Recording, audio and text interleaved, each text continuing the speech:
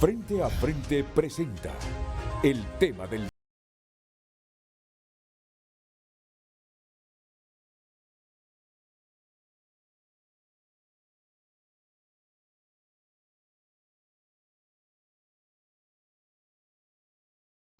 Muy buenos días, bienvenidos a Frente. Es un placer esta mañana compartir la moderación de un nuevo programa y esta vez para hablar de eso que pasó en Ciudad Juárez, Chihuahua, México.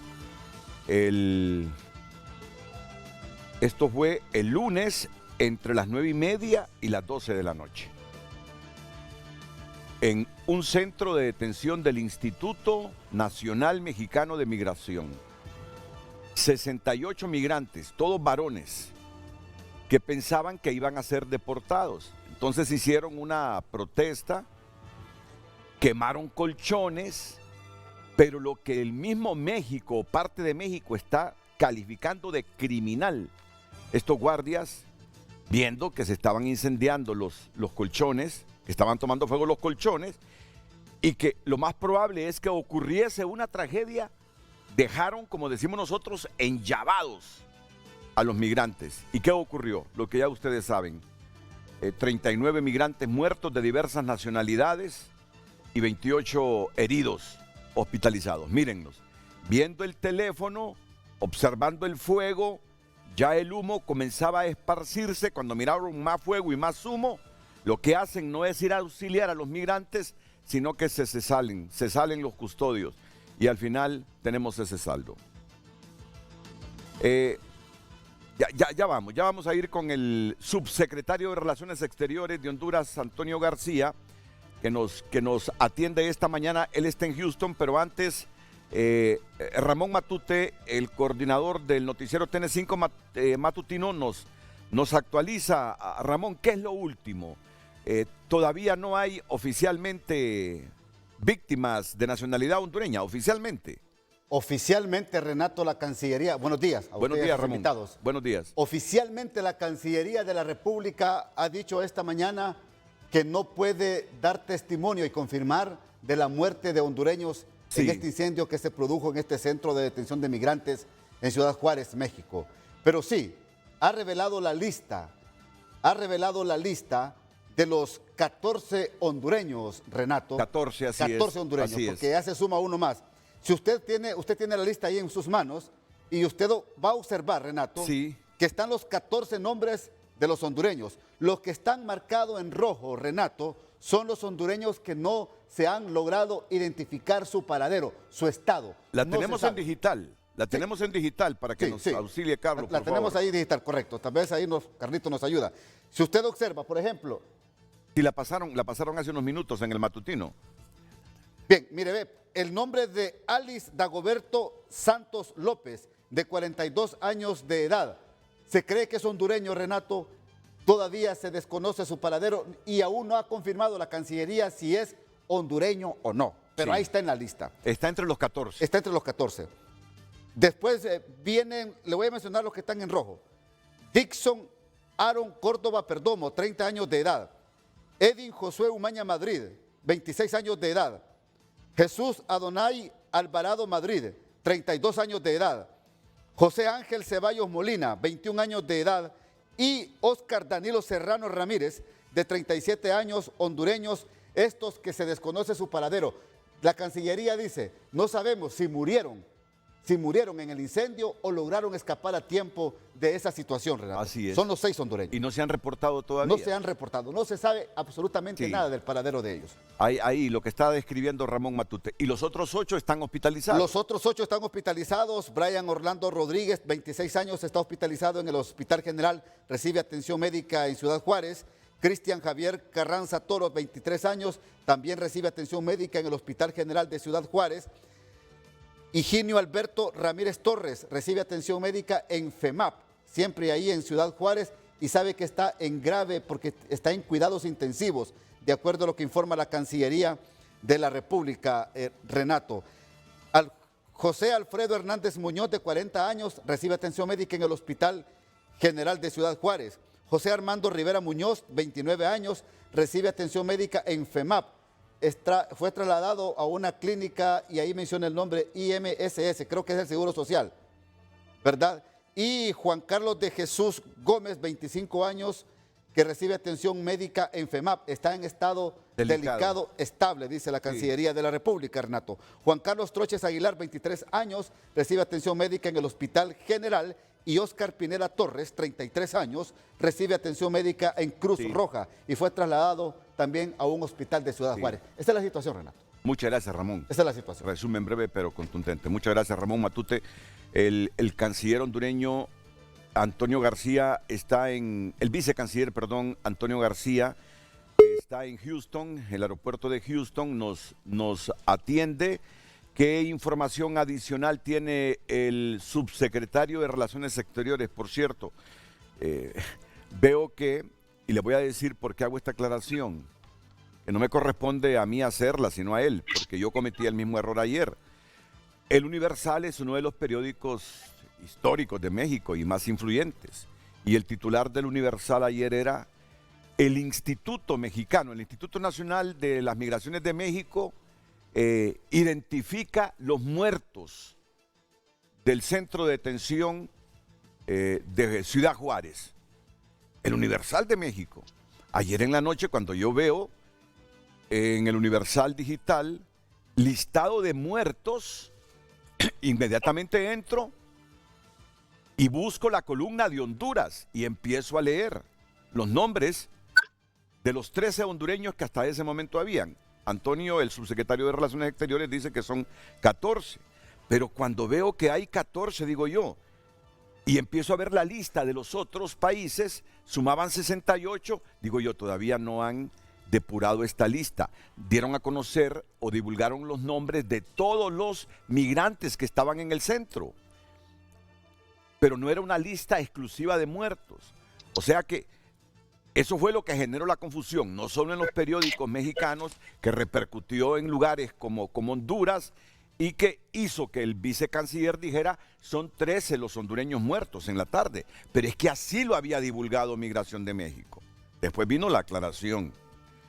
Es que veo hoy que, te digo, yo no tengo por qué estar salvando la responsabilidad de Antonio García, pero igual sé que fue un error que tuvo su origen en México.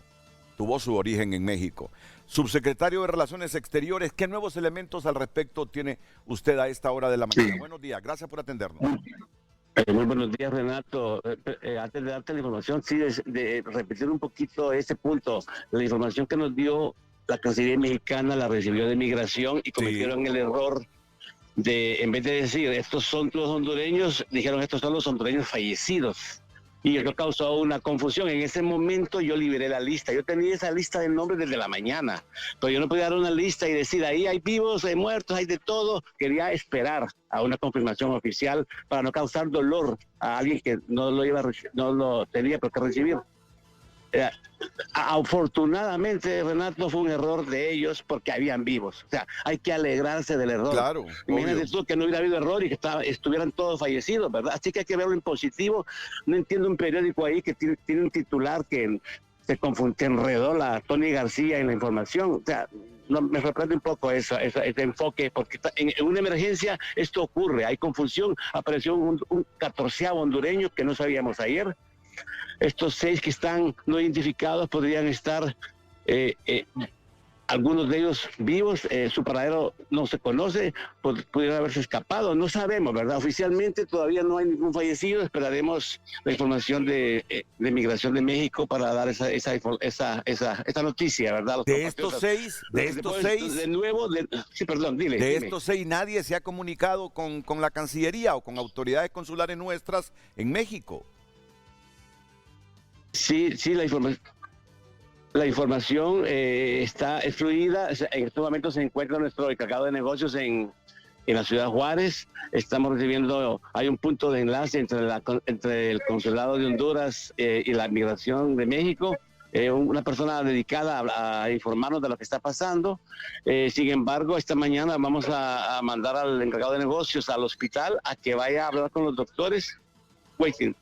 para ver cuál es el estado de ellos, ¿verdad? Porque aparentemente unos no están tan graves, unos sí están delicados. Anoche nos decían que el pronóstico era reservado de todos. Sí, gracias a Dios esta de los mañana 8. vemos que no. Entonces, yo digo que estos cambios de información es normal en una emergencia.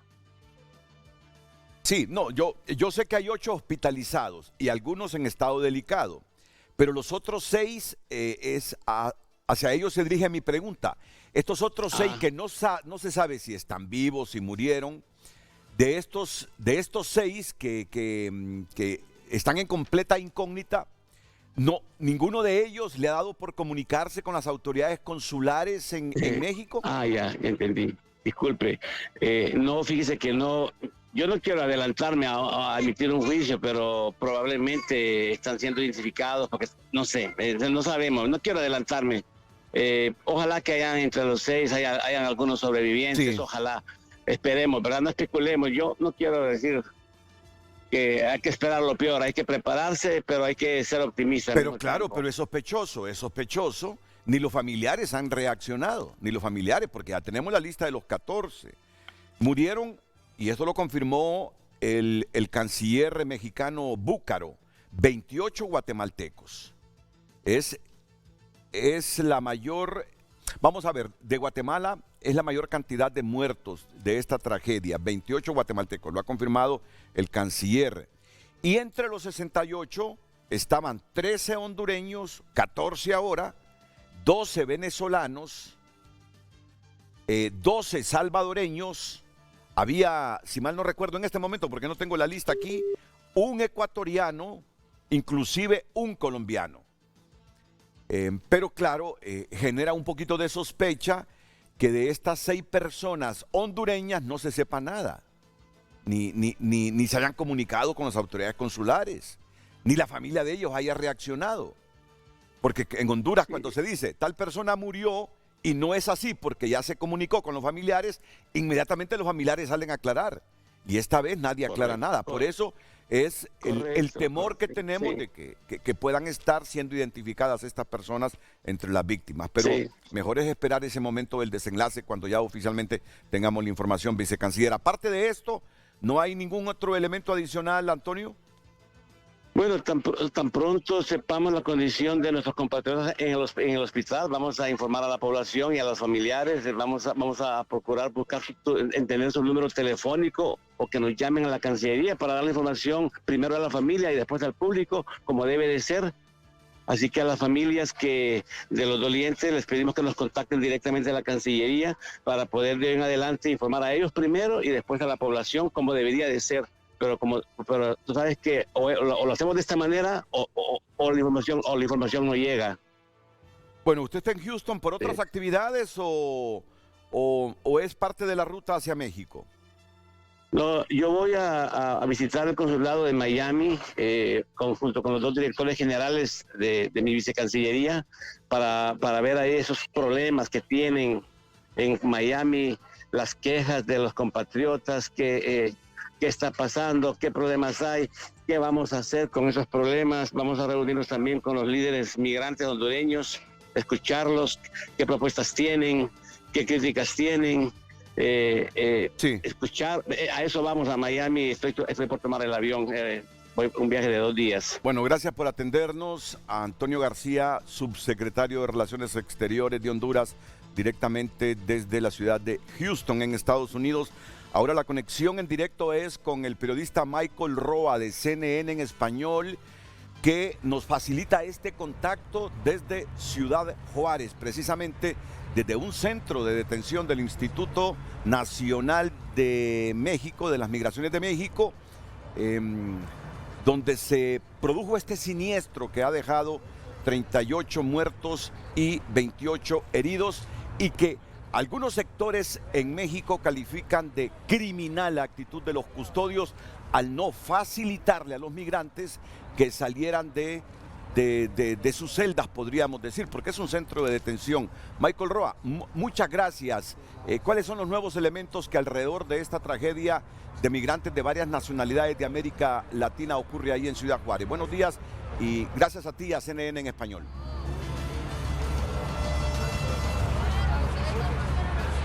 Renato, buenos días. Pues aquí hay un ambiente de frustración dentro de la comunidad migrante tras este voraz incendio aquí en este centro de detención del Instituto Nacional de Migración de México, que deja estas decenas de víctimas. Los migrantes manifiestan aquí, Renato, que han pasado una travesía muy larga a través de Centroamérica, incluso de la selva del Darién en Panamá, para llegar a este punto fronterizo aquí con El Paso, Texas, con la esperanza de poder cruzar a Estados Unidos, pero entonces pues son trasladados a este centro de detención. Las autoridades aquí de Ciudad Juárez los recogieron de las calles, los trasladaron aquí y, según ha dicho el propio presidente de México, Andrés Manuel López Obrador, pues iniciaron una protesta porque pensaron que iban a ser deportados a sus países, y en medio de esta protesta, dicen las autoridades mexicanas, se desató este incendio. Ahora sigue la investigación para tratar de esclarecer exactamente cuál fue la reacción de los custodios, cuál fue la reacción inmediata de las autoridades, porque hay imágenes de cámaras de seguridad que muestran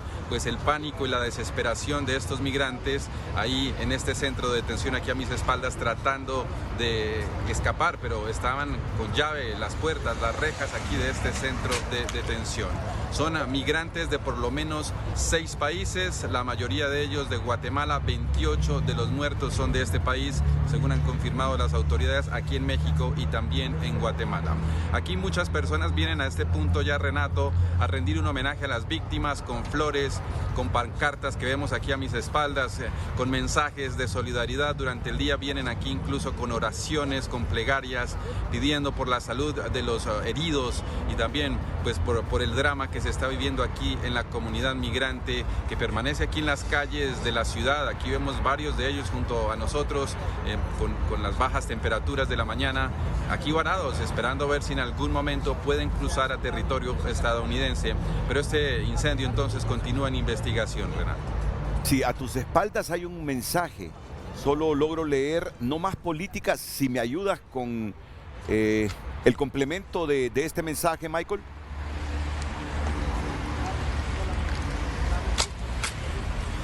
Sí, esto básicamente también coincide con lo que dice el propio embajador de Estados Unidos en México, Ken Salazar, quien sobre este incendio pues dijo que se trata también de un reflejo de un sistema migratorio que no está funcionando. Dijo él que está roto, entonces que para eso es importante la colaboración de los diferentes países de Centroamérica, de México y del propio Estados Unidos para tratar de alguna manera de lidiar con esta crisis migratoria aquí en la frontera entre los dos países. Sí. Las personas sí, aquí traen estos mensajes. Muchos dicen que no hay manera de que ellos hubieran podido iniciar el incendio, como dice el gobierno mexicano, porque dicen los migrantes aquí, Renato, que a ellos les quitan todas sus pertenencias, incluso los cordones de los zapatos, cinturones, cadenas, todo tipo, ¿no?, de accesorios con que uno pueda estar en algún momento, y entonces que no habría manera de que ellos tuvieran algo con que haber prendido fuego a los colchones. Sí, me refería a ese mensaje que está a tus espaldas, pegado ahí al portón, que dice: no más políticas, creo que dice inhumanas, no más políticas inhumanas. Sí, en efecto, me confirman que así dice. Ese justamente, Michael, sí. Sí, correcto. Sí. No más políticas inhumanas, sí es. Trasciende mucha información de que han tenido que contratar frigoríficos para albergar ahí a los cadáveres de ese siniestro, Michael, en Ciudad Juárez.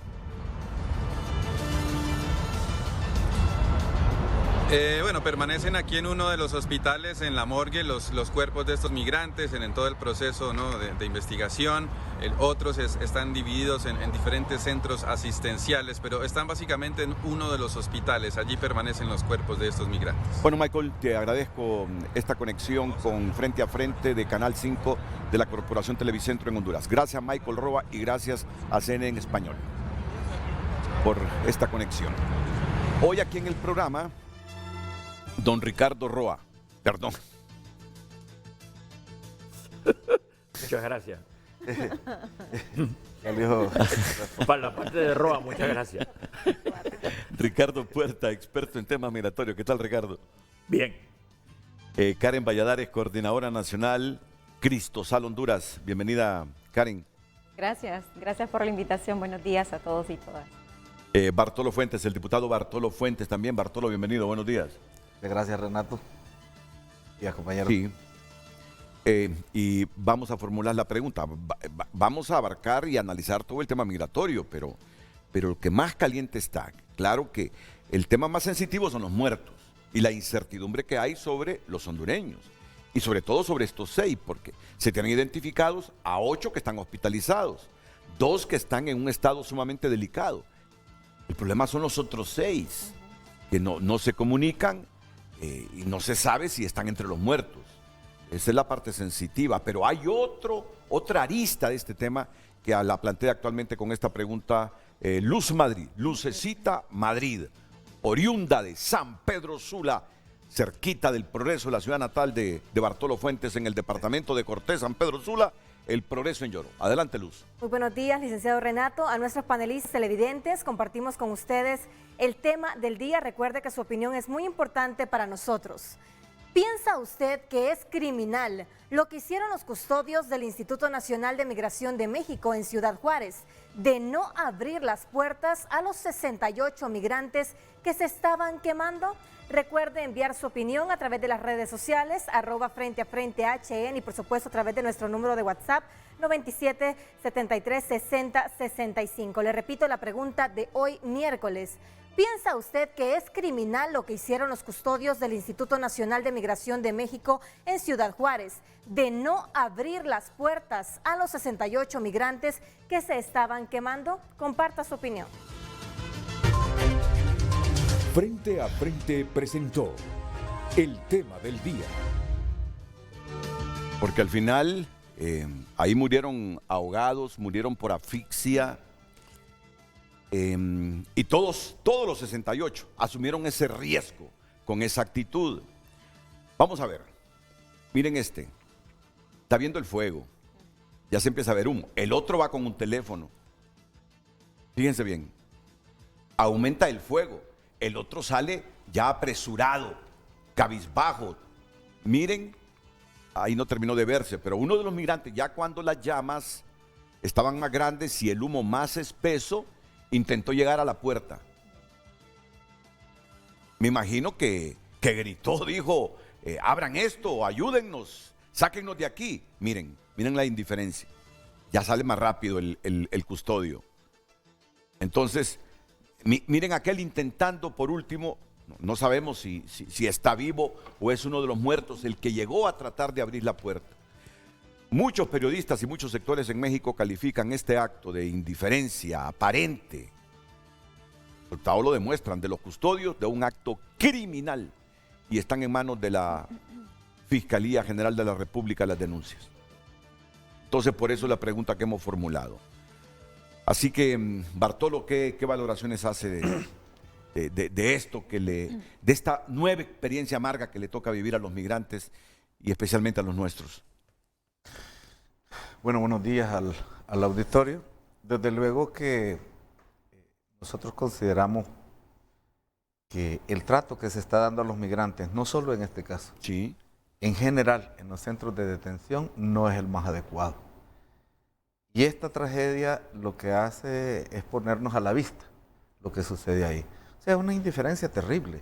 O sea, lo que pasa, en este caso son hombres, pero en otro caso hay mujeres o niños, y es una indiferencia. No podemos generalizar, porque esto es Ciudad Juárez, ¿verdad? Y hay otro centro de detención en México a 3.000 kilómetros, y más abajo, a 2.000 kilómetros, hay otro centro de detención, un mega centro de detención, el siglo XXI, ahí en Tapachula, donde se han desarrollado protestas masivas dentro y fuera del mismo por los maltratos que ahí se dan.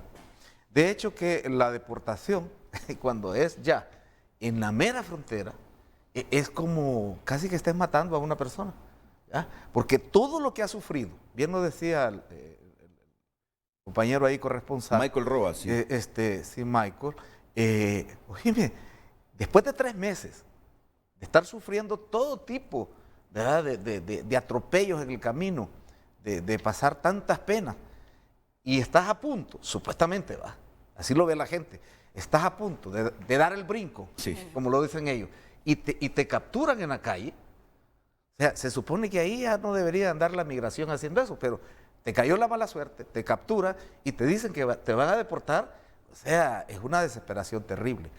Pero esto que se ve unos segundos es el reflejo de lo que sucede de manera permanente en todo el territorio mexicano.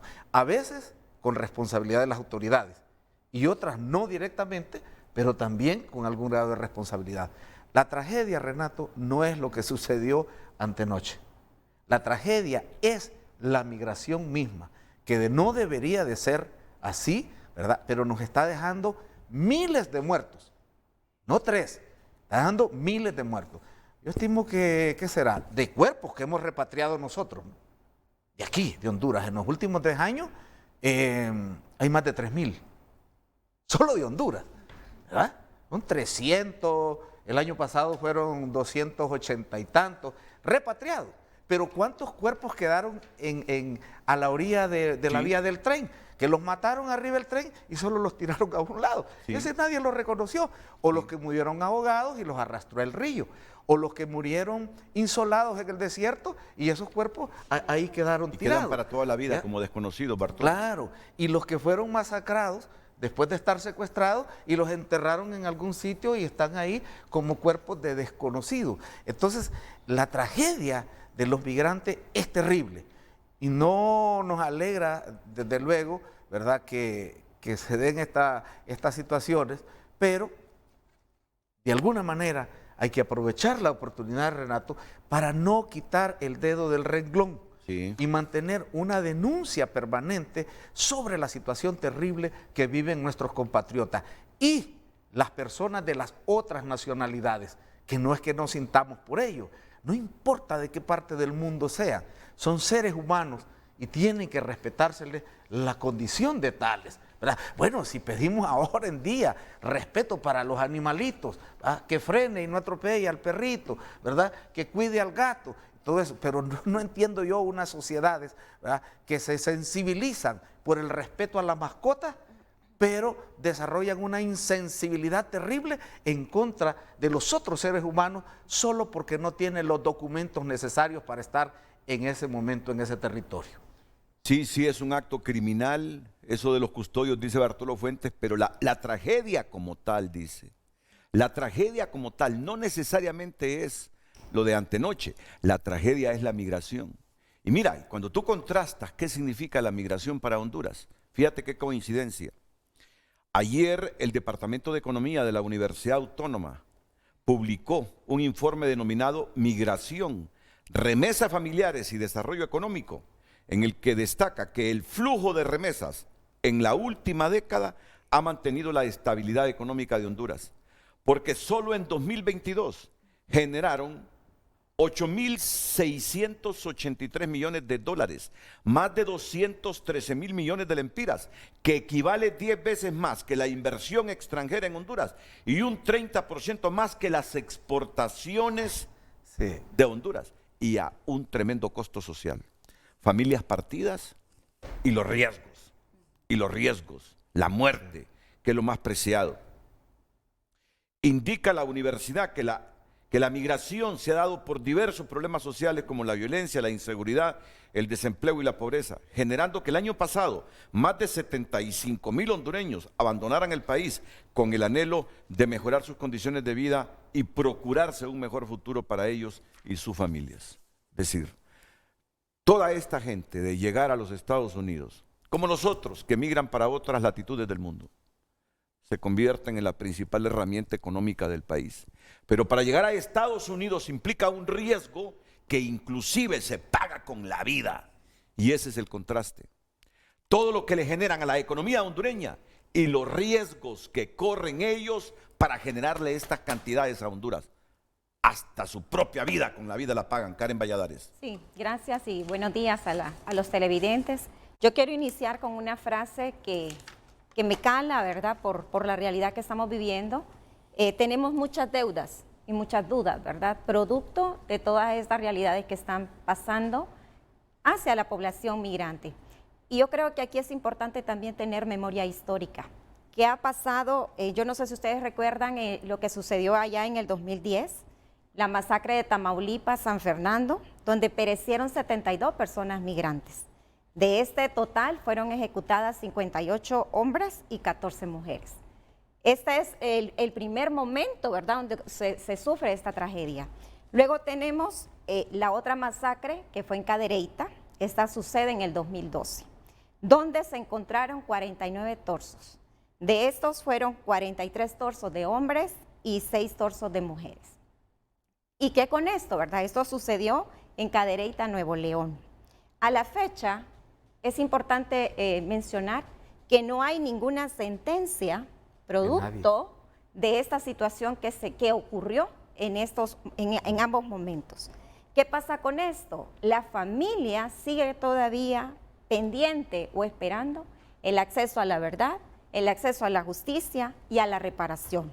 Sabemos, ¿verdad?, que hay planes posiblemente de reparación, pero esto no me va a devolver a mi pariente, esto no me va a devolver a mi hermano, esto no me va a devolver a mi sobrino, a mi amigo. Pero se ha quedado en el anonimato y yo siempre me pregunto y reflexiono, ¿cuánto tiempo va a durar la noticia?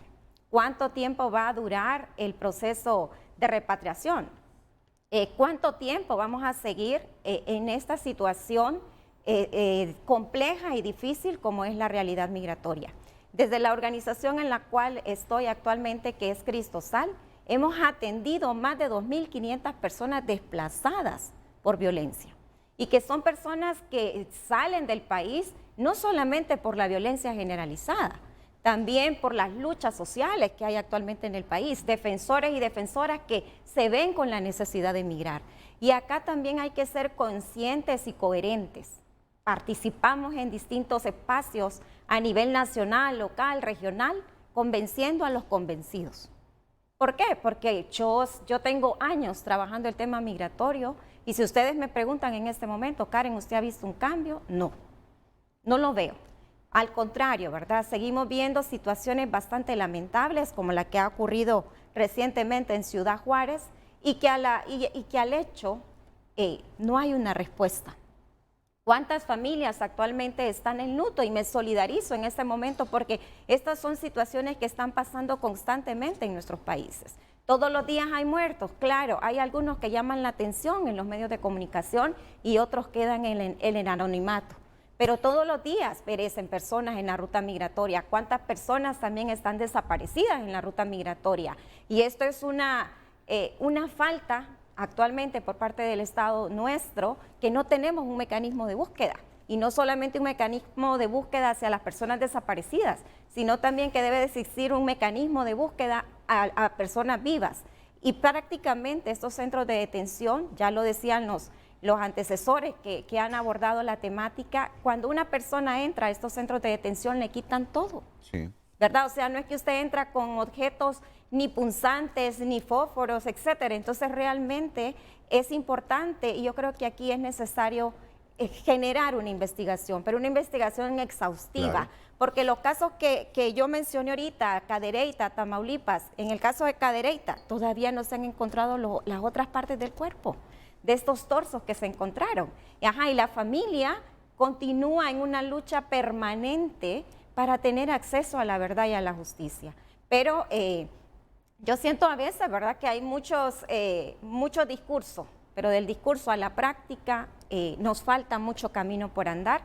Y generalmente a los defensores nos dicen, ¿verdad?, ustedes defienden criminales, discúlpenme, pero son causas sociales, son causas que realmente generan una situación bastante alarmante hacia las comunidades. Sabemos muchas organizaciones que todos los días estamos haciendo acciones de prevención, ¿verdad?, para que la población que decida migrar lo haga. Y acá quiero hacer también una reflexión.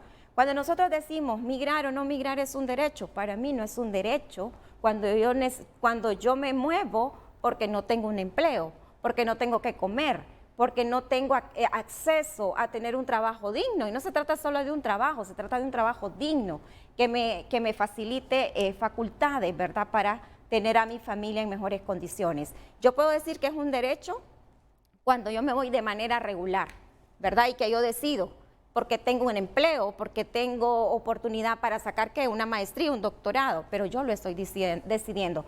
Pero la población nuestra y todas las poblaciones en tránsito por nuestros países lo hacen de manera forzada. Sí. Bueno, muchas gracias Karen Valladares. Ya voy a escuchar la opinión de don Ricardo Puerta porque Andrés Manuel López Obrador, el presidente de México, está reflexionando sobre esta tragedia en el centro de detención de Ciudad Juárez. Se va a hacer una rueda de prensa, eso es lo que les estoy diciendo. O sea, y ahora, pues lo más triste pues es transmitir pesar y cuidar que los heridos graves sean atendidos, salvar vidas.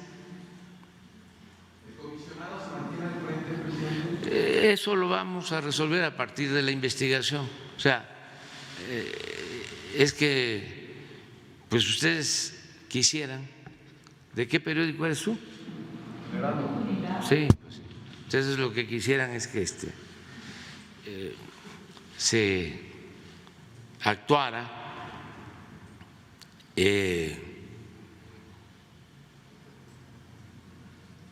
de manera sumaria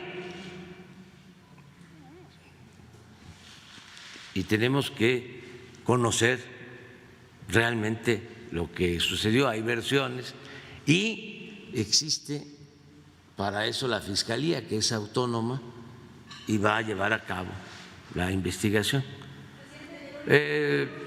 Lo planteo esto porque estoy viendo lo de las redes sociales, ¿no? Todos nuestros adversarios y la mayoría de los medios de información que están en contra de nosotros. Sí, tiene sus causas en que pues la gente se ve en la necesidad de emigrar para buscarse la vida en donde hay oportunidades. Eso ya lo hemos planteado durante mucho tiempo, hay constancia. Le he escrito a los presidentes de Estados Unidos, al presidente Trump, sobre este asunto. Es de dominio público mi postura y he hecho lo mismo con el presidente Biden y nosotros estamos haciendo bastante de acuerdo a nuestras posibilidades. Estamos invirtiendo en Centroamérica para atemperar, para tratar de detener el flujo migratorio y siempre estamos hablando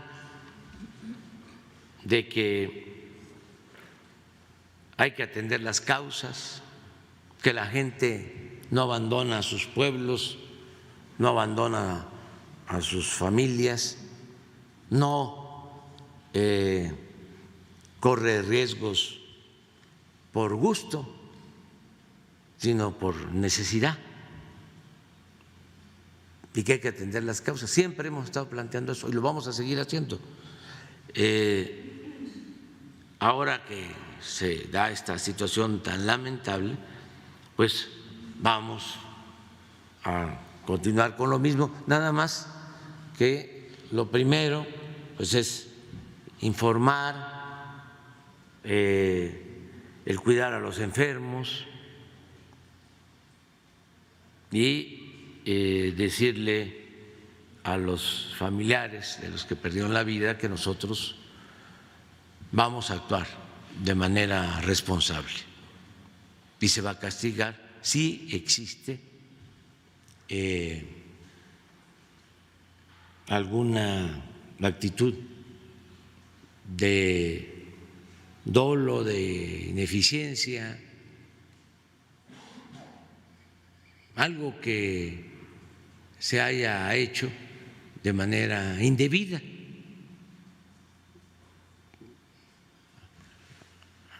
Delitos cometidos, pero eso lo va a hacer la Fiscalía, que es el órgano autónomo.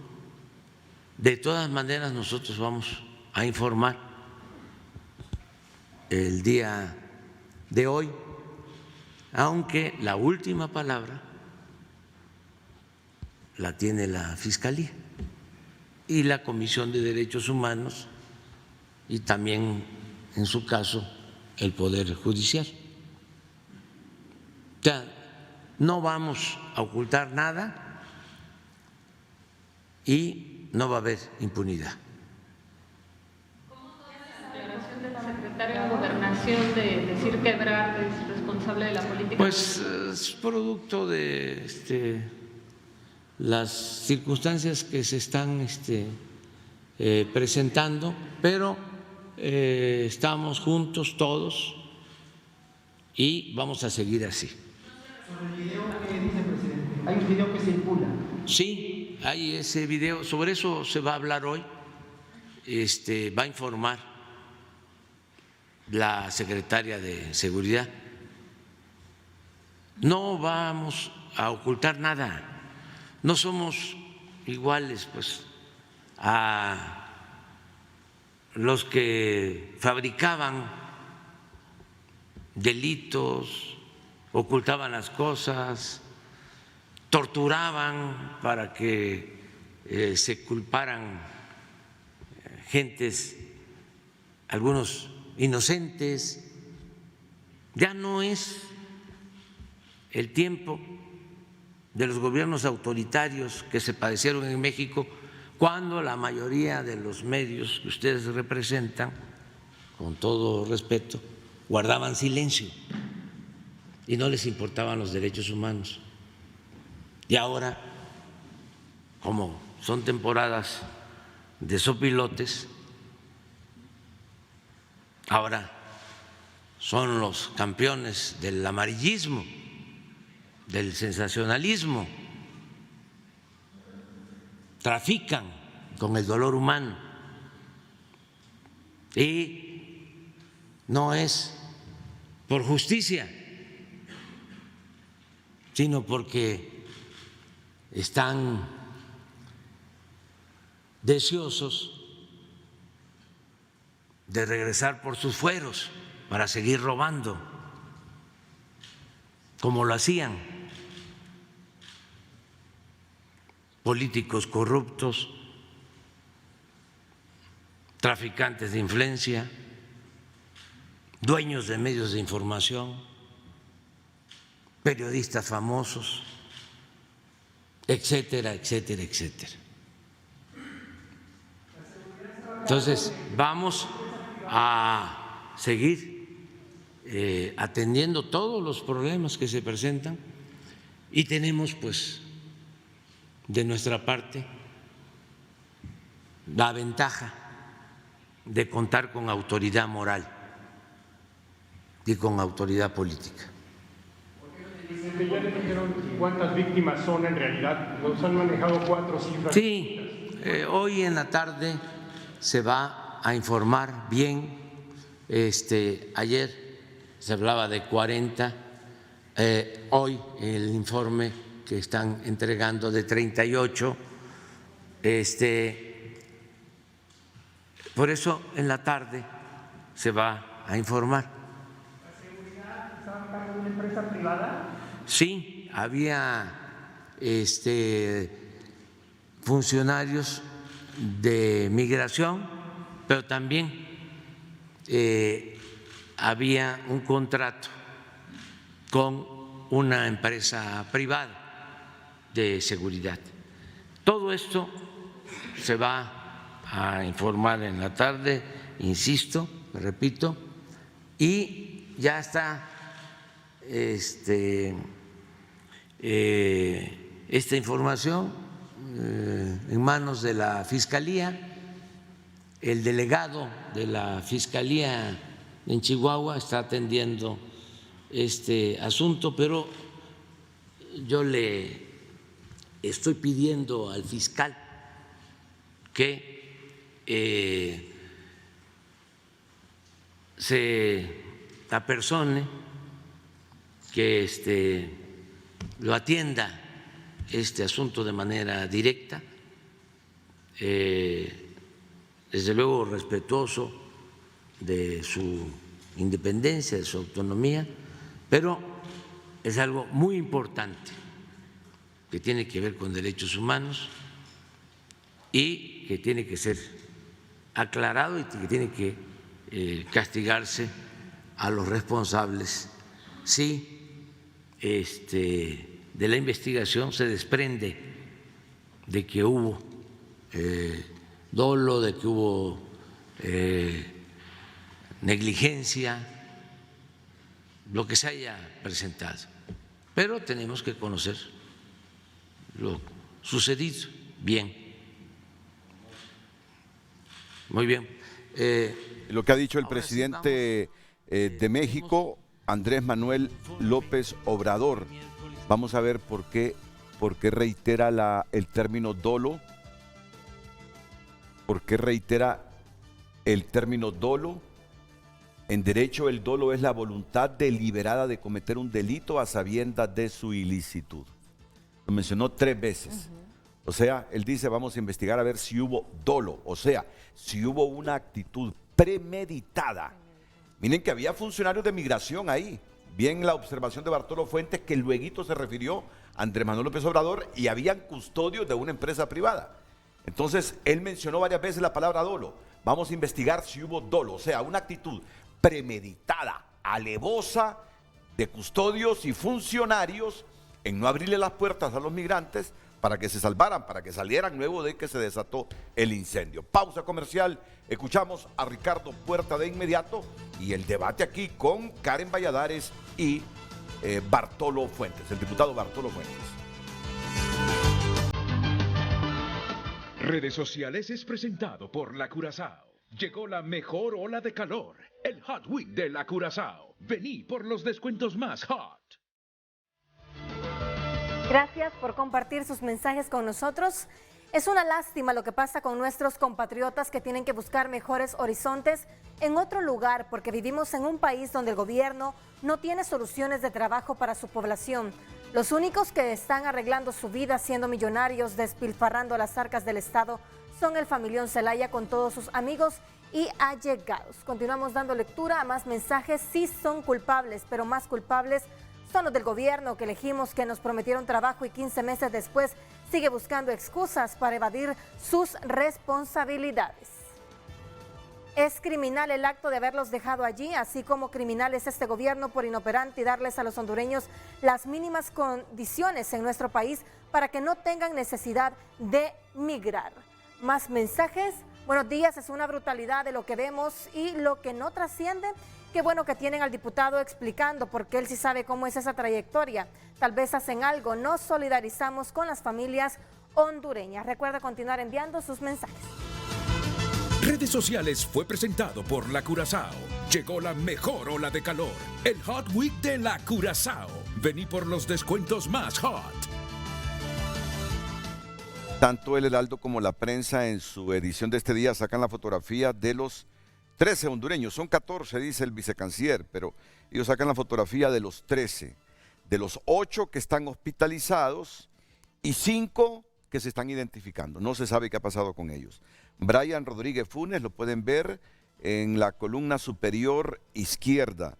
Luego Dixon Cardona Perdomo, Edin Umaña Madrid, Higinio Ramírez Torres, Jesús Alvarado Madrid, Cristian Carranza Toro, José Ceballos Molina, José Rivera Muñoz, Juan de Jesús Gómez, Juan Troches Aguilar, José Hernández Muñoz, Óscar Pineda Torres, Óscar Serrano Ramírez, de Lempira, de Santa Bárbara, de Colón, de Choluteca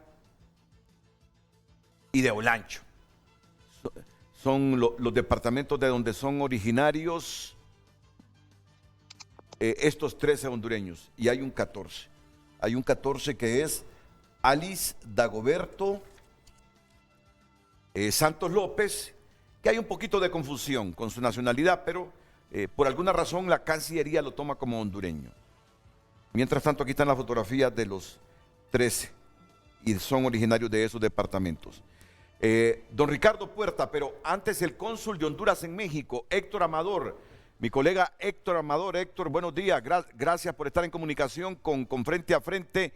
¿Qué elementos adicionales luego de haber escuchado al presidente de México, Andrés Manuel López Obrador, que se está investigando lo que pasó ahí, e inclusive por dolo, si hubo premeditación de funcionarios de migración y de los custodios de una empresa privada en no facilitarle la salida a los migrantes, a los 68 migrantes que estaban ahí. Adelante, Héctor, buenos días. Buenos días, Renato. Buenos días a todos los televidentes de Frente a Frente. Bueno, ha abierto una carpeta de investigación el Ministerio Público. Ya están ante las órdenes del Ministerio Público los encargados de esta estación migratoria. Están en calidad de sospechosos, en calidad de investigados, porque de acuerdo a algunos videos que han trascendido, que sin duda algunos de ustedes los han visto y los han transmitido también, es irrefutable lo que se mira ahí, de que fueron muy apáticos ante lo que estaba ocurriendo y no abrieron los portones. Sin duda alguna que tienen una responsabilidad, pero al final será el Ministerio Público de México que va a tomar una determinación al respecto, si hay una sanción penal o no contra estas personas que estaban a cargo de esta estación migratoria a donde ha ocurrido esta tragedia. La información positiva, Renato, soy portador de buenas noticias esta mañana, es que ayer yo lo dije, porque en Honduras se estaba manejando que los 13 compatriotas habían muerto. Sí, pero en aras de la responsabilidad que nos caracteriza, les decimos que hay, y reiteramos que hay 8 compatriotas sobrevivientes. Un error del mismo México, Héctor. Un error del mismo México, que fue el que envió esa lista. Un error de las mismas instituciones de México. Pero gracias a Dios que no es cierto que estaban todos los 13 hondureños muertos, ¿verdad? Eso es importante. Sí, no estaban muertos y aquí tengo el listado. Sí. Ayer igual yo hice la respectiva aclaración, Renato, de que no estaban muertos. Y tengo el listado que se lo voy a enviar en estos momentos a Carlos Andino ahí para que lo suban a producción. Ya lo difundió la Cancillería. Renato, el listado oficial de nuestros compatriotas sobrevivientes. Te lo doy a conocer en estos momentos, Renato, porque es muy importante para los familiares. Claro. Nuestros compatriotas sobrevivientes. Brian Orlando Rodríguez Punes, de 26 años, está en el Hospital General, en Ciudad Juárez. También tengo a Cristian Javier Carranza Toro. Ya difundimos esa lista. Ya difundimos esa lista porque hace como una hora la divulgó la Cancillería. Sí. ¿Cuál lista? Esa lista que tú estás leyendo es la información que tú le pasaste a la Cancillería. Ya la Cancillería sacó un listado oficial. Sí, esos son los 8. Esos son los 8. Correcto. Los 8 hondureños que están identificados y el estado en que se encuentran. Uno está grave en cuidados intensivos y el otro está delicado, estable. Higinio Alberto Ramírez Torres. Están fuera de peligro. Sí. Y Juan Carlos de Jesús Gómez son los que están delicados. Los 6 restantes están fuera de peligro. Esa información grata que nos está proporcionando Héctor Amador. Sí, Renato, y hoy el encargado de negocios de nuestra embajada, el abogado Dimas Escobar, ya en estos momentos va a hacer un recorrido por los hospitales porque hay 4 personas que no se han identificado en los hospitales. No los han identificado todavía las autoridades de migración porque hay personas que sufrieron quemaduras, tienen problemas con las huellas. De manera dactilar es difícil el reconocimiento y de facial porque también hay personas que resultaron quemadas o están inconscientes y no pueden hablar. Esperamos que esos 4 restantes que faltan por identificar en los centros hospitalarios, 4 centros hospitalarios que se han habilitado en Ciudad Juárez, sean nuestros compatriotas, y así pues eso es una buena noticia para Honduras y también para sus parientes y nos congratulamos de que hayan sobrevivido a esta tragedia. Sí, la Cancillería nos dice que son 6 los que están por identificar. No, Renato, son 5. Son 5. En total son 13 y hay 8 identificados ya. Bueno, yo tengo información de primera mano, más alto, de una funcionaria de alto nivel del Instituto Nacional de Migración de México que me confirmó esta información ayer a las 4 de la tarde. Sí, entonces la confusión estaba con Alice Dagoberto Santos López. de quien no se sabía si realmente era hondureño o de otra nacionalidad, aunque figuraba en la lista de 14 que la Cancillería distribuyó. Entonces, los que están por identificarse son Oscar Danilo Serrano Ramírez, José Ángel Ceballos Molina, Jesús Adonia Alvarado Madrid, Edín Josué Umaña Madrid y Dixon Aarón Córdoba Perdomo. Muchas gracias, Héctor Amador, por toda esta información, y en el transcurso del día te estaremos llamando para que nos actualice todos estos datos. Gracias de nuevo al colega Héctor Amador, que es el cónsul general de Honduras en México, Ricardo Puerta. Ya comenzó el debate, bueno. Ya comenzó el debate sobre los culpables allá en México y aquí en Honduras. Yo creo que la palabra que debemos de tener en mente es la palabra responsabilidad. Sí. ¿Quién es responsable de lo que pasó? ¿Hasta qué punto? Porque aquí lo que va a suceder es que cada uno le va a pasar la pelota al otro para decir yo no soy responsable porque ya yo, por ejemplo, si tenía contratado una empresa privada para manejar ese centro, ya descentralicé mi responsabilidad. No. El que contrata no se quita la responsabilidad encima, tiene que seguir controlando a quien contrata. Entonces, desde ese punto de vista, mi pregunta es, ¿cuántos de esta gente que murieron estaban bajo la responsabilidad del gobierno de México? ¿Por cuántos días? ¿Y qué fue lo que pasó? Entonces, que a 48 horas de haber sucedido la tragedia, no tenemos ni siquiera una lista confiable para saber quiénes estaban ahí adentro.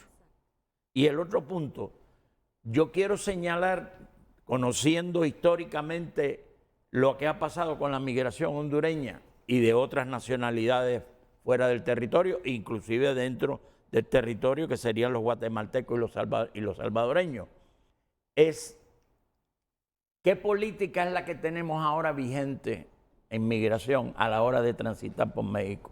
Es la política de Donald Trump. Es quédate en México. Y esa política de quédate en México, ¿qué significa? Que en un momento dado el presidente de Estados Unidos, cuando era Donald Trump, estaba consciente de que si dejaba entrar en territorio norteamericano a los que pedían asilo y refugio, ya eso era una responsabilidad que después no se podía salir de ella si no se le daban asilo y refugio. ¿Qué fue lo que sucedió? Que se inventó el concepto de quédate en México, le pasó los recursos de quédate en México al gobierno mexicano, y lo que eso era en la práctica era un sistema para que las personas que estuvieran en estos centros llegaran a la conclusión de que querían volver de regreso a sus países de origen, no ya irse a Estados Unidos, porque no veían que la fecha del juicio aparecía por ningún lado. En otras palabras, esos centros de detención son centros para quitarle la motivación al migrante de seguir en la ruta migratoria. Eso es lo que sucede. Entonces, desde ese punto de vista, cuando empiecen a sacar heridos y muertos, la pregunta es, ¿cuánto tiempo llevaban esa gente en el territorio mexicano? En Ciudad Juárez. ¿Y quién es el responsable de la política migratoria del territorio, en el territorio mexicano? El Instituto Nacional de Migración. A la hora de repartir el presupuesto es el que más voz tiene, pero a la hora de repartir responsabilidades se descentraliza de las responsabilidades. Entonces, lo que va a suceder aquí, y Karen nos lo dijo con lo que pasó con Tamaulipas, todavía, ¿cuántos años llevamos de Tamaulipas? 13. 13 años, y todavía no se sabe lo que pasó. ¿Tú te crees que por 48 horas nosotros vamos a saber lo que pasó? Cuando realmente no sabemos ni siquiera quiénes eran los hondureños en la lista de los que murieron y de los que están heridos. Pero ese no es el punto. El punto es, una vez que un extranjero entra en territorio mexicano, el gobierno mexicano es responsable de esa persona. No hay de otra. Y como es migrante, la institución que es responsable de la política migratoria es a la que hay que pedirle cuenta. ¿Y qué cosa es eso? El Instituto Nacional de Migración. Aquí hay un Instituto Nacional de Migración también que es responsable de la política migratoria. Que se vaya poniendo las pilas, porque aquí va a suceder algo parecido y vamos a tener cosas parecidas, quizás de otros gobiernos con respecto al gobierno de Honduras. ¿No te acuerdas de la embarcación que se sobró en un río y que hubo muertos? Bueno, no. Aquí en Honduras. 12 muertos el año pasado. ¿Cuántos? 12, ¿verdad? Personas fallecidas. Mira, incidentes sobran, pero el problema cuando uno mira esto es, a mí siempre me asombra la capacidad que tiene la burocracia para indignarse ante los muertos y la indiferencia que tiene ante los vivos. ¿Entiendes? Desde ese punto de vista, yo quisiera que por lo menos tuvieran un pedacito para cada lado y decir, mira, nosotros si se muere la gente tenemos estas preocupaciones, pero si no se mueren, tenemos estas preocupaciones también porque queremos que no pase esto y que pase esto, etcétera, etcétera. Nada de eso se discute. Aquí hay que esperar que venga la tragedia para empezar a ver la responsabilidad y quién tiene el dolo de lo que pasó. O sea, en otras palabras, si hay una criminalidad, ¿cuál de las instituciones es la más criminal? Eso es lo que estamos preguntando. Entonces, desde ese punto de vista, el otro día yo oí una cosa que me impresionó de una persona que no estaba improvisada en el tema, que el responsable de todo esto son los coyotes. Oye, Tessa. Guatemala ayer responsabilizó los coyotes. Es cierto, El canciller Búcaro responsabilizó los coyotes. Bueno, imagínate. De esta tragedia de Juárez. Entonces la pregunta es, y los coyotes hicieron el trabajo, mira, pusieron a la gente en el centro de detención, que lo único que le faltaba era un permiso para entrar en Estados Unidos, y resulta ser que lo que hicieron fue que los quemaron y los achicharraron allá adentro. Esos son los coyotes los responsables, por favor. Entonces, estamos en un momento de crisis. ¿Qué quiere decir? Que realmente, y te lo digo por el tiempo que llevo trabajando en migración, yo nunca he visto un momento tan confuso como el que estamos en estos momentos afrontando. En el sentido de que si mañana me dicen a mí, mira, se va a abrir tal programa para apoyar a los migrantes en Honduras, yo quisiera saber qué es lo que van a hacer. Porque la pregunta es, ¿dónde está la solución que nunca hemos tenido para evitar los graves problemas que tenemos ahora? Porque nunca he visto una migración tan disparatada como la que tenemos ahora. Nunca.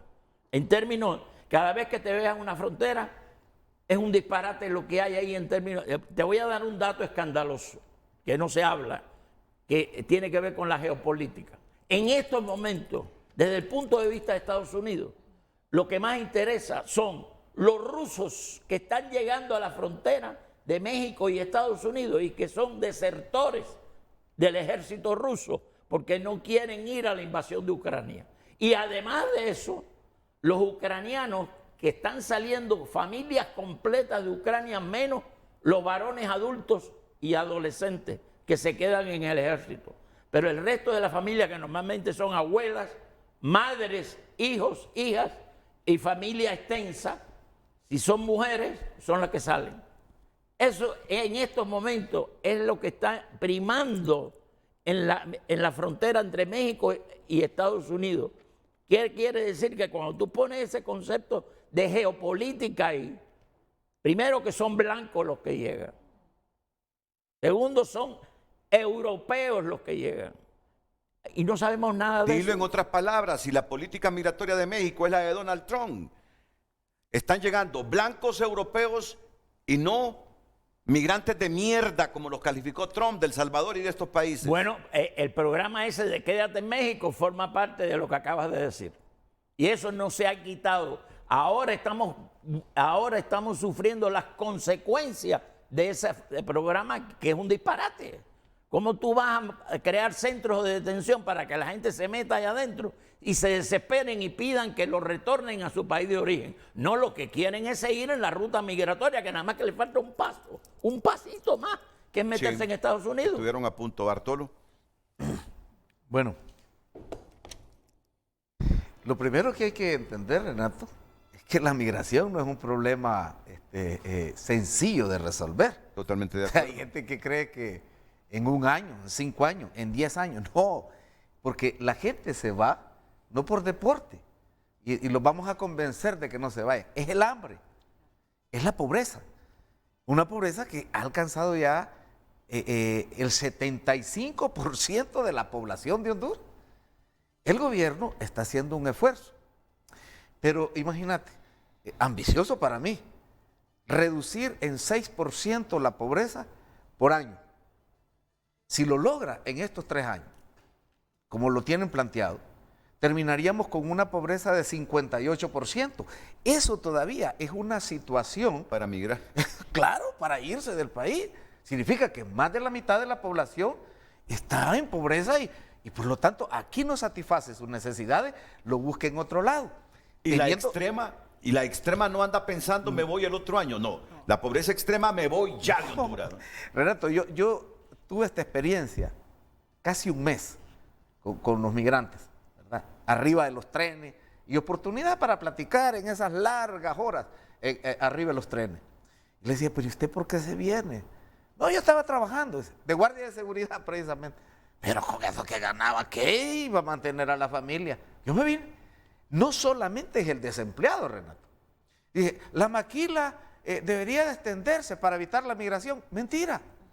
Porque conozco cientos de compañeros que están en Estados Unidos y pidieron sus derechos en la maquila para poder costearse el viaje para los Estados Unidos. ¿Por qué? Porque el salario que recibe ahí no le satisface. ¿Promedio cuánto gana? ¿Cuánto gana un hondureño que se trabaja en la maquila? 10,000 lempiras. 10,000. Yo llegué a una de las ferreterías más grandes de Honduras y cuando llego, hace 5 días, me dice una joven como de 32 años, don Renato, me dice, ¿cómo se hace para aplicar a esos empleos que hay de Estados Unidos? ¿Y por qué te quieres ir? Le digo. Tengo tres hijos, me dice. Solo gano 13,000 lempiras. Mira, 13,000 lempiras, dice uno. 13,000 no es que es una gran cantidad, es que no me ajusta, don Renato, dice. No me ajusta. Por eso me quiero ir ya. Así queda la gente, fíjate. Y con 13,000 lempiras de salario al mes. Bueno, saldrá algún empresario por allá y Bartolo está mintiendo. Porque aquí tenemos el comprobante de pago. Sí, sacó tal vez esos mismos 13,000, pero trabajando horas extra, haciendo 12 horas al día, pidiendo las que trabajan 4x4, ¿verdad? Trabajando los 4 días, que son 11 horas y media diarias, y pidiendo horas extras en el siguiente turno, trabajando otros 2 días esa misma jornada. Conocí un amigo ahí en Progreso que trabajó todo el año, todos los días, porque trabajaba 4x4 en Progreso y después iba a trabajar los otros 4 días a San Pedro, 11 horas y media diarias. ¿Solo para qué? Para comprarse un solar. Tenía ese sueño. Entonces, cuando alguien le escribe de Estados Unidos, le dice, oíme, yo aquí estoy mal, pero estoy ganando $8 la hora. ¿Ah? Te digo, $8 la hora, pero si eso es lo que yo gano en todo el día.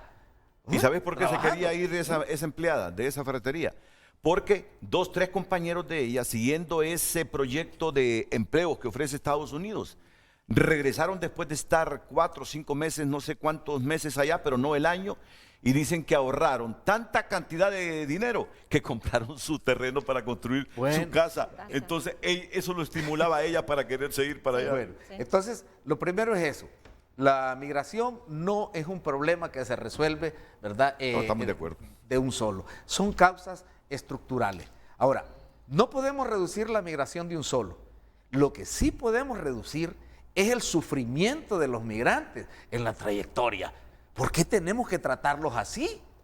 Mira, Estados Unidos viene, a mí me convocaron a la Comisión de Migración para darme una gran noticia. Dice, aumentamos las visas, ¿verdad?, de trabajo para Estados Unidos.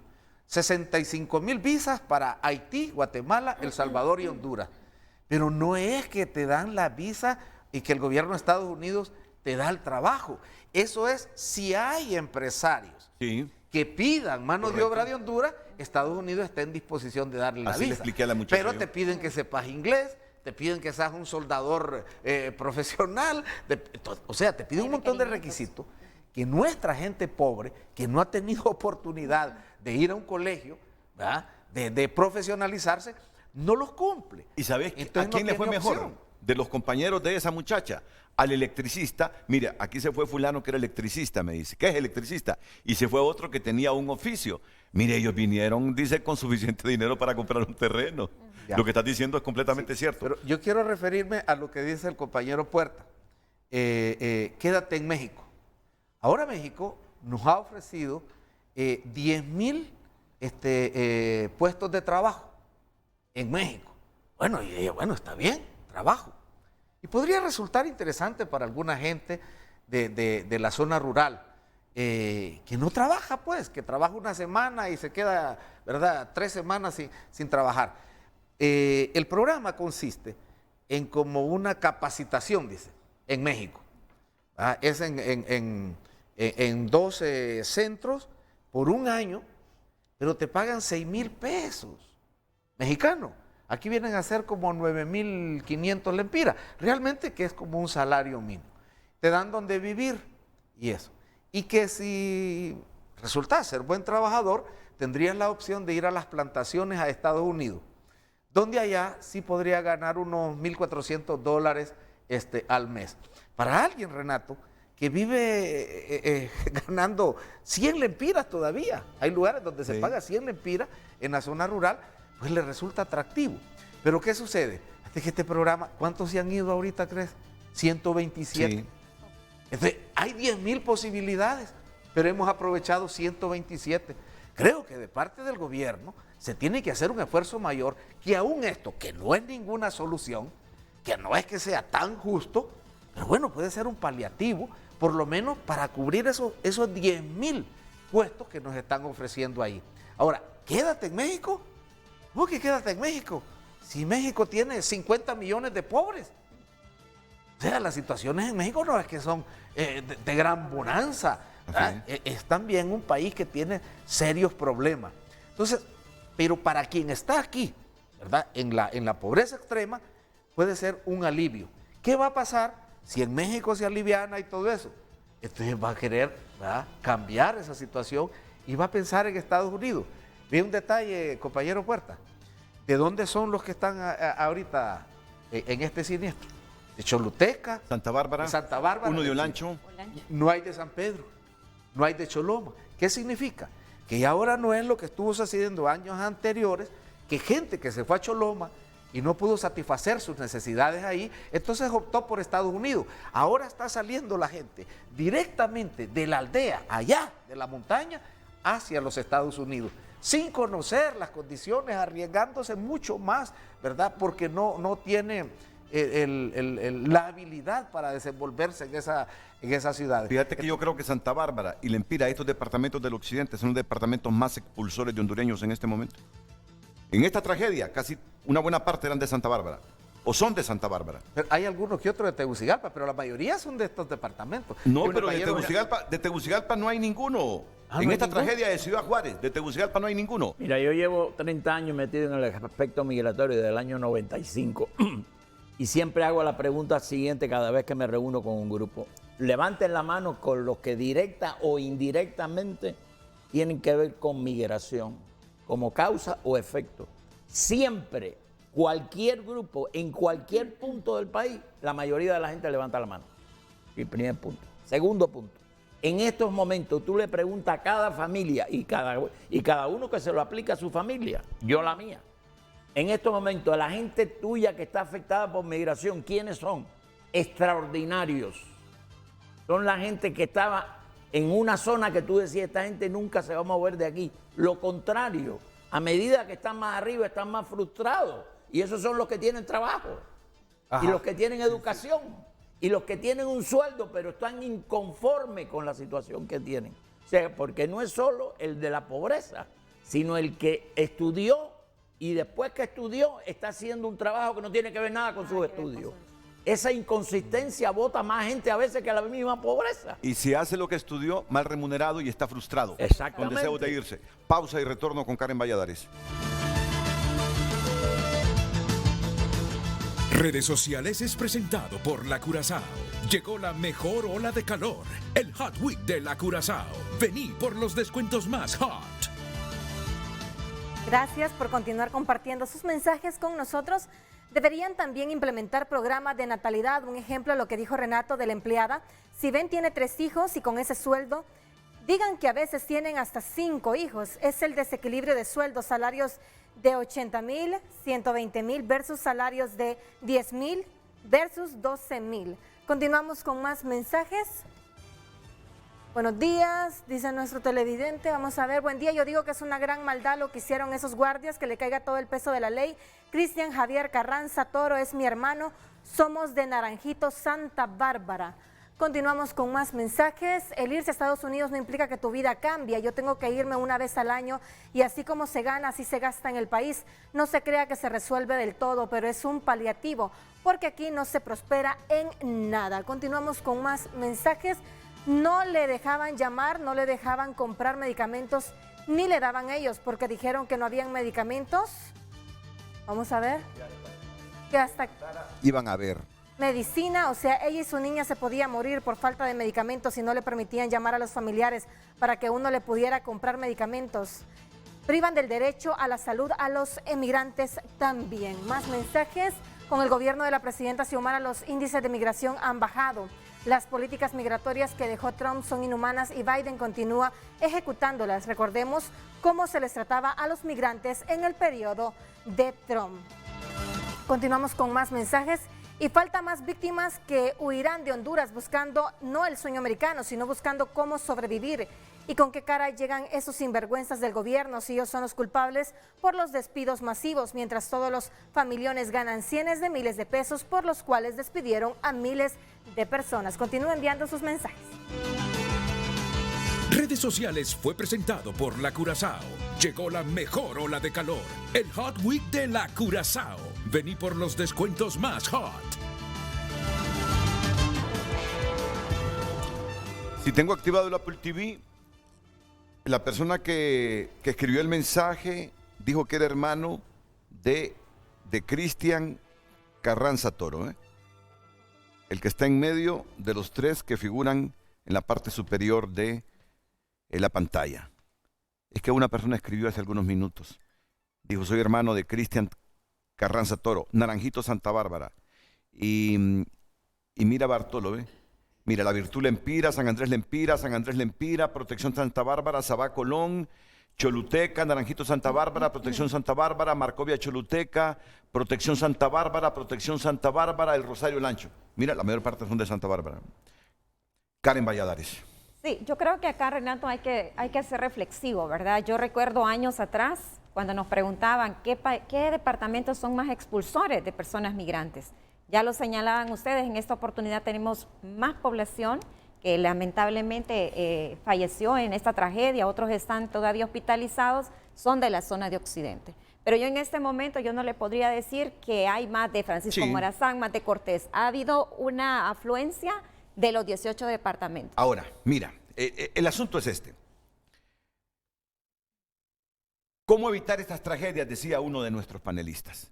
Porque no vamos a corregir los problemas coyunturales y estructurales de Honduras en 1 o 2 años, ni se va a volver rico el país en 1 o 2 años. Claro que hay que sembrar bases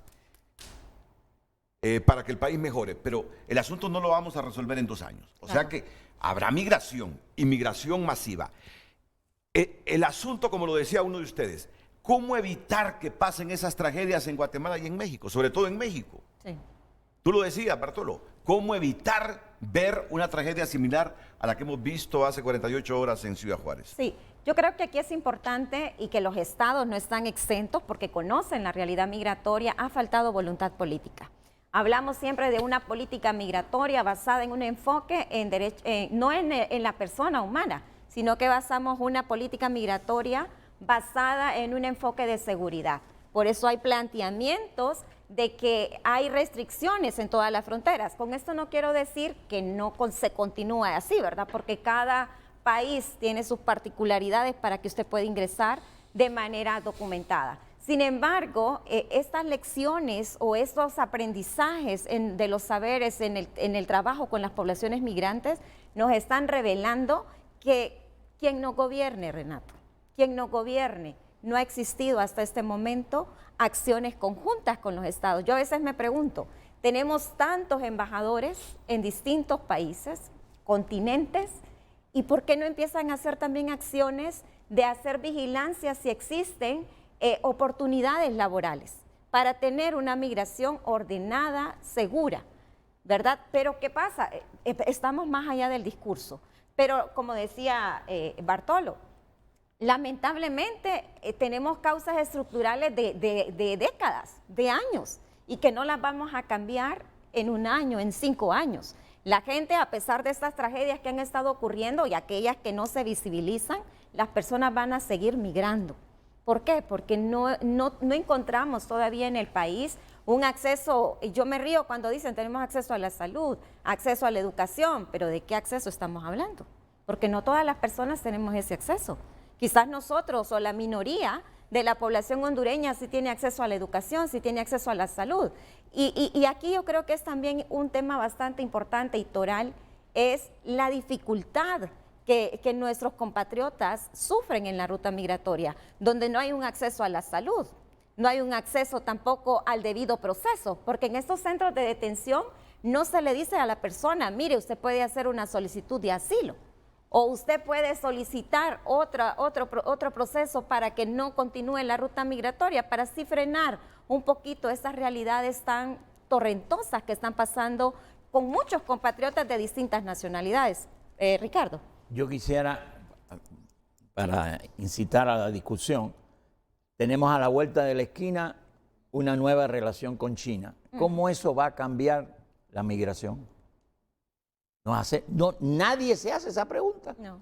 Es más, el otro día me dice uno, oye, ¿cómo va a cambiar la migración? Sobre esa pregunta, y le digo, no va a haber ninguna diáspora de hondureños en China. Si los chinos tienen suficiente gente para bueno, hacer las actividades que pudiésemos hacer nosotros. Y los megaproyectos que estamos pensando, ellos traen hasta el cocinero de la gente que está trabajando en eso, y todos son chinos. Mira, Ricardo, Bartolo, Karen, no hay opción más que mejoren las condiciones nuestras. Mira, cada día los países industrializados, los países ricos te aborrecen los migrantes. Cada día se vuelven más represivos contra la migración. Aumentan los pobres en el mundo que quieren migrar hacia los países ricos. Los países ricos cada día más represores con la migración. Entonces, ¿qué le queda a los países? Si no son mejorar sus condiciones propias para que la gente se quede viviendo. No hay salida, Karen. No hay salida. No hay salida. Sí. Bartolo, ¿qué piensas? Bueno, mira, un detallito en lo que dijiste. La xenofobia en Europa y estos otros países, alguien lo barajó precisamente en Europa y dijo, no es xenofobia. Y sacó un término de aporofobia, que es el rechazo a los pobres. Porque ese ucraniano que llega ahí, o cualquier europeo o de cualquier nacionalidad que baja del avión, lo dijo Trump. Es mejor tratado, es mejor no, tratado. es bienvenido. Sí. Y lo han dicho claramente. No, claro, si vienen blancos y ojos azules, lo dijo así. ¿Por qué no vienen de Noruega, dijo Trump? ¿Por qué no vienen de Suecia? Dijo. O sea, esos sí son bienvenidos. Pero ojo, porque también se cree que la migración, solo la expulsión, ¿verdad? Se provoca aquí. Es también en Estados Unidos, que están atrayendo. ¿Por qué? Al empresario estadounidense le conviene, en lugar de pagar $25 la hora, pagar 8.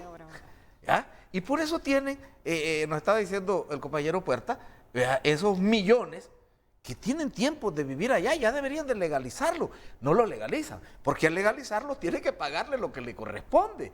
Dice, hay un montón de parásitos en Estados Unidos que viven de lo que les dé el gobierno. Sí, porque también los empresarios no están interesados en darle empleo al ciudadano estadounidense. A ese tiene que pagarle lo que es y todos los derechos.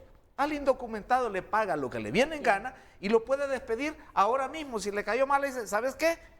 Andate inmediatamente y no tiene ninguna responsabilidad. No puede hacer eso como un ciudadano estadounidense. Entonces, estos millones de gente que están trabajando en Estados Unidos, la pasan mal, pero la pasan mucho mejor de lo que la pasaban aquí. Y el empresario estadounidense, oíme, el informe que diste, 8,000 millones de dólares, más de 8,000 millones de dólares. Eso es lo que mandó el migrante. ¿Cuánto ganó? ¿Cuánto ganaron estos migrantes? ¿Y gastó allá? Bueno, quizás mandó el 30%, si acaso. Significa que por lo menos generaron estos migrantes hondureños 25,000 millones de dólares.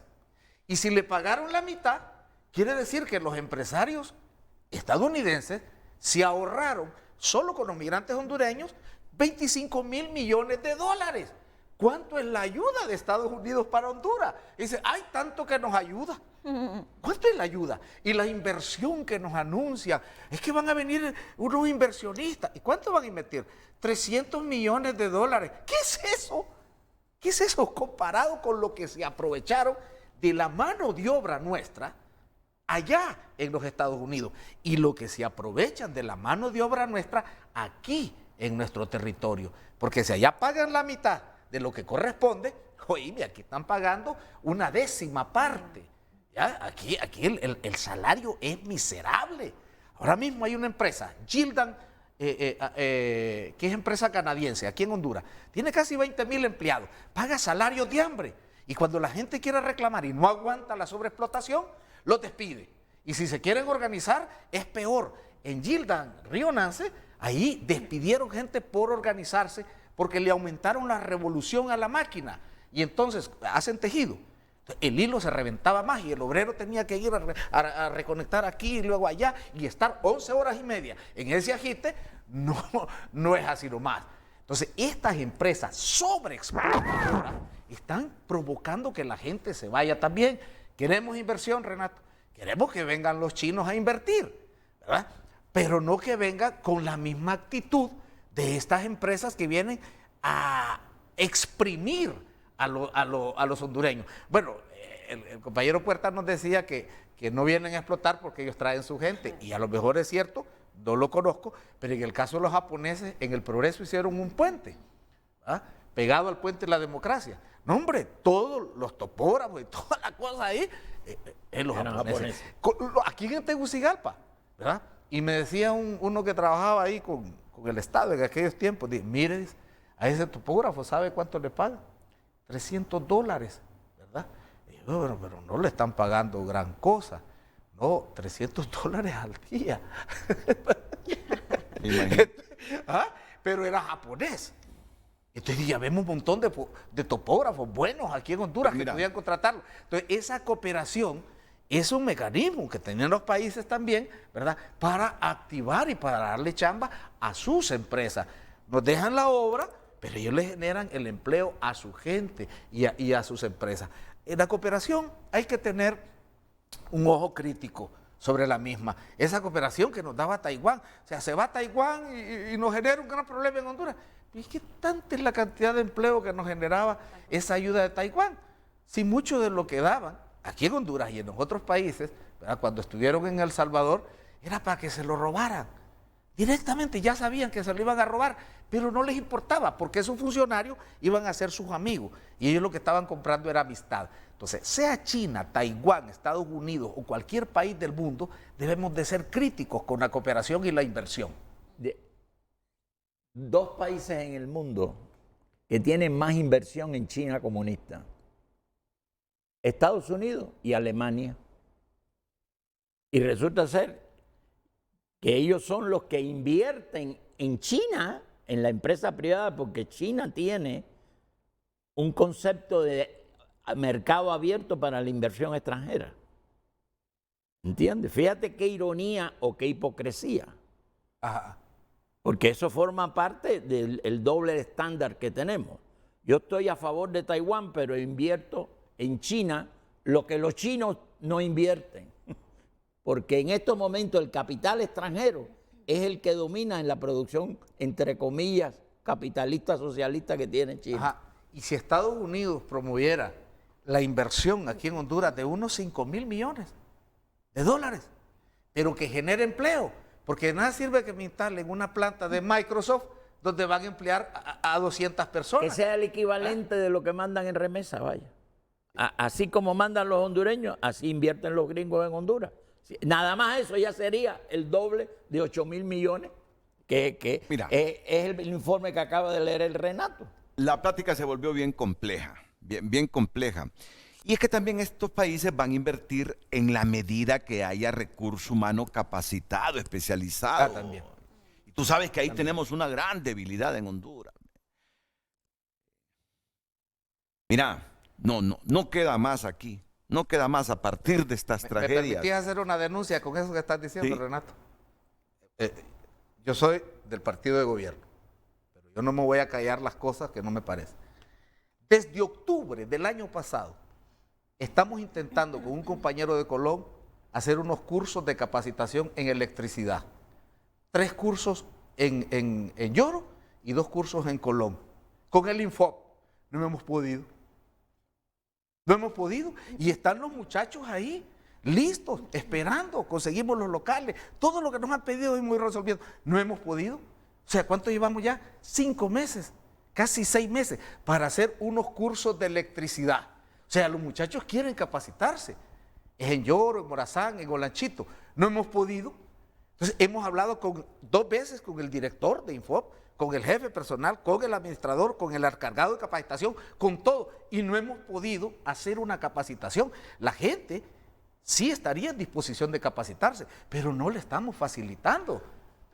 No le estamos dando las posibilidades. Entonces, mira, la inversión te va a venir si encuentra qué condiciones de todo tipo. Así que te va a venir la inversión, así van a venir los gringos con esos 5.000 millones de dólares, o los europeos, de otra manera no te vienen. Y además, mira, son tantos y miles de personas que quieren emigrar a Estados Unidos, muchos sin educación media, sin educación superior, que aunque necesiten los empresarios gringos mano de obra barata,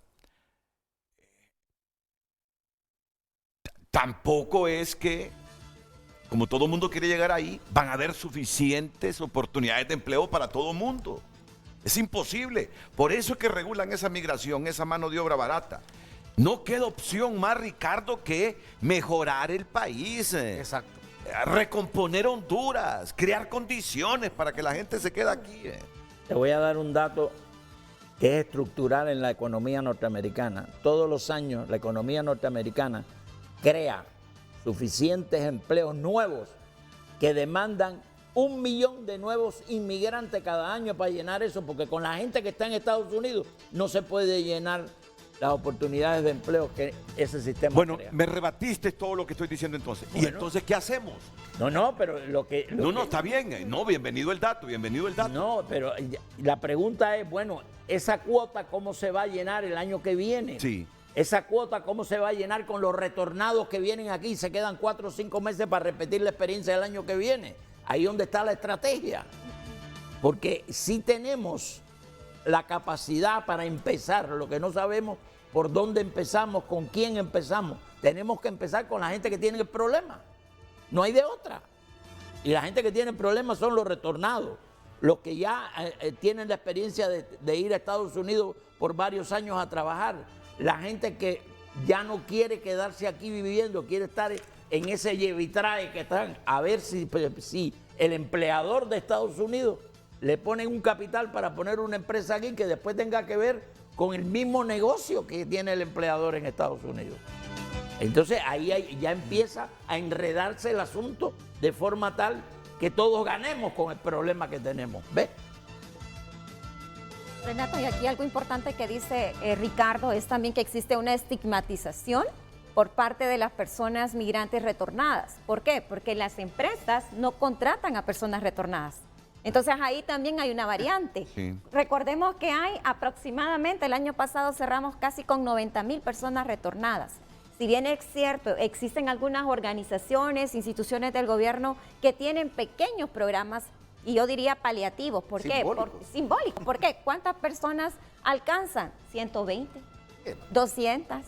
Ajá, entonces vamos a estar con la misma dinámica. Y este también es un factor bastante fuerte porque no permite que estas personas que han retornado, que quizás vienen con nuevas destrezas técnicas, como decía Renato, electricistas, fontaneros, ebanistas, etcétera, puedan aplicar a una oportunidad. Voy a hacer un comentario ahí. Cuando hablamos de remesas, siempre estamos hablando de remesas en efectivo. Hay un concepto que hay que explotar, en el buen sentido de la palabra, que son remesas de conocimiento, que es, por yo ser un migrante, yo aprendo cosas que si las hago en Honduras, pegan, porque son ideas innovadoras que las aprendí por haber estado en Estados Unidos tanto tiempo, en España tanto tiempo, en Canadá tanto tiempo, o a lo mejor en otro país que por accidente tuve que ir. Pero la pregunta es, no pensemos solamente en las remesas en efectivo, hay remesas de conocimiento, que es todo ese aprendizaje de ideas nuevas, experiencias, oportunidades que ahora ves que antes no veía. Eso, ¿qué organizaciones estamos aprovechando eso? Ahí hay una beta. Sí. Mira, y lo otro, nos duele lo que le ha pasado a los migrantes de Honduras y de otras nacionalidades ahí en Ciudad Juárez, por los casos que han habido en el pasado. Mira, pero no es fácil para cualquier gobierno mexicano. No es fácil manejar dignamente este asunto de la migración. Si de todas partes del mundo quieren llegar a Estados Unidos, Ricardo, utilizando territorio mexicano. No es fácil vivir del otro lado de la frontera cuando el lado allá tiene Estados Unidos. ¿Cuántos hondureños calculás que hay ahorita mismo en México? En México, 200, 300 mil. ¿En hondureños? ¿Hondureños? De los que están en tránsito, más o menos como 100 mil. 100 mil. Aquí en la frontera sur, 30 mil. Entre los que están detenidos, los que están con estatus de que pidieron refugio, los que están ahora mismo caminando. Imagínate. O sea, son miles de hondureños. Y ahí venezolanos, guatemaltecos, salvadoreños, del Caribe, de África. O sea, no es fácil. No es fácil, y esto mira, más, no es fácil. porque también puede aparecer un rechazo al mexicano. Hay miles de mexicanos que voluntariamente, sin salario alguno, dedican todos los días, ¿verdad?, a atender a los migrantes, incluyendo nosotros los hondureños. No es gente que le pagan, sino que voluntarios en una casa de migrantes que les ayuda, les dan comida, les facilitan que descansen un poco.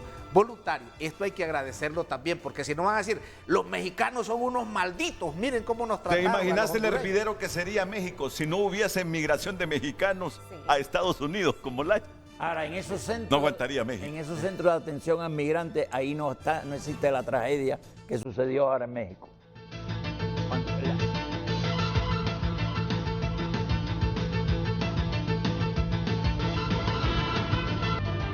Redes Sociales es presentado por La Curazao. Llegó la mejor ola de calor, el Hot Week de La Curazao. Vení por los descuentos más hot. Continuamos dando lectura a sus mensajes a través de Twitter, @FrenteAFrenteHN. José Bermúdez comparte: todos sabemos la discriminación que existe para los centroamericanos migrantes. Se debe investigar bien y hacer justicia. Juan Francisco comparte: sí, las autoridades mexicanas debieron ayudar a los migrantes. Esos custodios deberían de ser castigados. Jennifer. Responsabilidad, si tuviesen responsabilidad también, porque habían ahí. Jennifer Murillo comparte: ¿por qué no culparon durante 12 años a quienes obligaron a nuestros compatriotas a irse exigiendo y pidiendo oportunidades? Lamentamos lo sucedido, también no podemos perder de vista que esta es solo una manifestación más del estado en ruinas que han dejado los cachurecos en el país. Gracias por sus mensajes. Redes Sociales fue presentado por La Curazao.